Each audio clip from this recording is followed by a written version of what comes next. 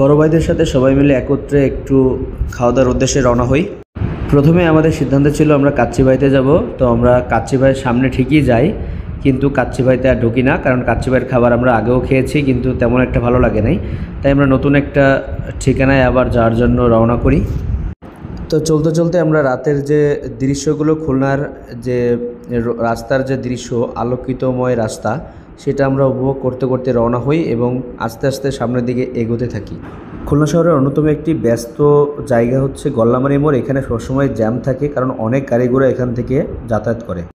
Bridge পার হয়ে আমরা গল্লামারী বাজারটা দেখতে থাকি এবং কিছু তো সামনে গিয়েই দেখি তরমুজ আর তরমুজ, শুধু মধু আর মধু।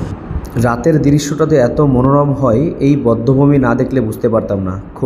দেখতে দেখতে আমরা খুলনা ইউনিভার্সিটির সামনে চলে যাই এবং ইউনিভার্সিটির রাত্রের দেখেন গেটের দৃশ্যটা অনেক সুন্দর লাগছে। সাথে ওভারব্রিজে আসলে লাইট নাই, তারপরও মোটামুটি ভালোই লাগতেছিল।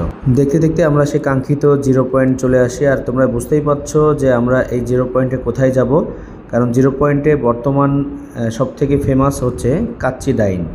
আর আমরা সেই কাচ্চি ডাইনের সামনে চলে আসি। তোমরা দেখতেই পাচ্ছ এত সুন্দর আলোকিত এবং ডেকোরেশন অনেক সুন্দর লাগতেছে। তো চলো যাওয়া যাক কি হয়। দেখো আমাদের আব্বাস, এরপরে নামলো হাকিম, এরপরে এই যে তপু দাদা, এই যে জ্যামে মানে পা আটকে গেছে। এরপরে যে কাঙ্ক্ষিত সেই ঢাকা থেকে আসছে এই যে আমাদের যুগ্ম আহ্বায়ক। তো আমরা গাড়ি থেকে নেমে গেটের সামনে একটু দাঁড়াই, একটু ছবি টবি তুলি ভিডিও করার জন্য, তারপরে আবার গেটে ঢুকবো। সেইভাবেই আমরা প্রস্তুতি নিই। ভাড়াটারা কমপ্লিট করে সবাই চলে আসি।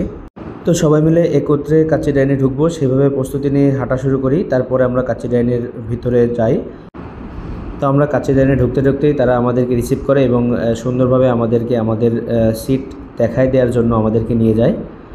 এবং এদের যে ডেকোরেশন এবং এদের যে আলোকসজ্জা আসলেই অসাধারণ। তো আমরা সিটটা চয়েস করে আমরা সবাই মিলে চলে যাই বেসিংয়ে। এক এক করে সবাই মিলে একটু হাত ধুয়ে নিই, কারণ বাইরে থেকে এসেছি অনেক ময়লা। তাই সবাই মিলে একটু হাত ধুচ্ছিলাম, মুখ টুক ধুয়ে নিয়ে ফ্রেশ হয়ে নিয়েছিলাম।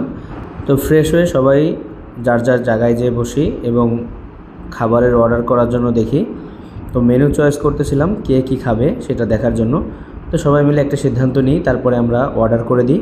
এরপর আমরা কিছু ছবি টবি তোলার জন্য একটু এগিয়ে আসি। আমরা ছবি টবি তোলা শেষ করতে করতে আমাদের খাবার রেডি হয়ে যায়। তো আমাদের প্লেট দেওয়া শুরু হয়ে যায়। এরপরে খাবার নিয়ে চলে আসে এবং খাবারটি পরিবেশন করে। আমাদের মনির ভাইয়ের খুব খিদে লেগেছিল।